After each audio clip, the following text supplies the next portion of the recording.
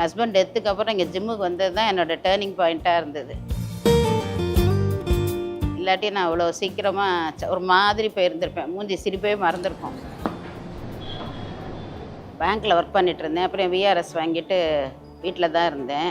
நல்லா normal life ஒன்றும் இல்லை. நான் 40 இயர்ஸ்லேருந்தே 2 நீயுமே ரொம்ப வீக்காக போயிடுச்சு. நடக்கிறது அதெல்லாம் ரொம்ப சிரமம். 2023 பிகினிங்கில் எங்கள் ஹஸ்பண்ட் கொஞ்சம் கேன்சர்னு கண்டுபிடிச்சோன்னே அவரோட ரொம்ப ஸ்ட்ரெயின் பண்ணிவிட்டு எல்லா ஹாஸ்பிட்டல்லாம் அலைஞ்சது. ரொம்ப பெயின்லாம் ரொம்ப ஒர்ஸ்ட் ஆகிடுச்சு. அதுக்கப்புறம் அவர் கேன்சர் ட்ரீட்மெண்ட்டில் அவர் இது பண்ண முடியாமல் போயிட்டார். அவர் போனோன்னே எனக்கு ரொம்பவே அவருக்காக ஓடினேன். அதுவும் போக முடியல, நடக்கவே முடியாமல் ரொம்ப டிப்ரெஷனுக்கு போயிட்டேன். என் பையன் பார்த்துட்டு, நீ இப்படிலாம் இருந்தீன்னா ரொம்ப இதாகிடுவ, கொஞ்சம் வெளியில் வா, ஜிம்முக்கு வந்தீங்கன்னா உனக்கு இதுவாக இருக்கும்னு சொன்னான்.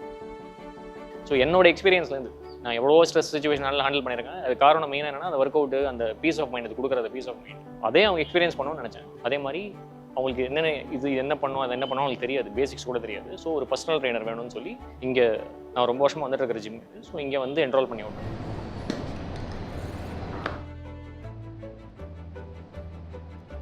பிகினிங்கில் ரொம்ப கொஞ்சம் ஹெசிடேட் பண்ணேன். இதெல்லாம் போட்டுட்டு செய்ய முடியுமா, அதெல்லாம் வேண்டாண்டாங்கிற மாதிரி தான் சொல்லிட்டு இருந்தேன். அப்புறம் அது கன்வீனியன்ஸ் பழகி போச்சு. எல்லாம் நம்ம பசங்க, சின்ன பசங்க அந்த பாட்டு கேட்டுட்டு அந்த ஒர்க் அவுட் பண்ணும்போது எனக்கு 10 வயசு குறைஞ்ச மாதிரி நானும் ஜாலியாக அவங்களோட கால்லாம் இனிஷியலாக ரொம்ப வலிச்சுது, ரொம்ப பெயின்ஃபுல்லாக இருக்கும். அப்புறம் கிராஜுவலாக கொஞ்சம் கொஞ்சமாக மசில் ஸ்ட்ரென்த் ஏற ஏற இப்போ நார்மல் ஆகிடுச்சு. அந்த பார்பெல்லாம் அதெல்லாம் வந்து ஒரு 30 kg வரைக்கும் டெட் லிஃப்ட் பண்ணுவேன். அப்புறம் இந்த டெட் லிஃப்ட்டும் நிறையா பண்ணுவேன், 15 போட்டு.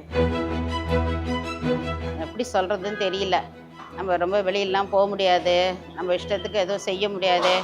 அதுக்கப்புறம் இது பண்ணினோன்னு இப்போ என்னாலேயே எல்லாமே ஆக்டிவாக எல்லாம் பண்ண முடியறது. மைண்டும் எனக்கு நல்ல கிளியர் இது இருக்குன்னு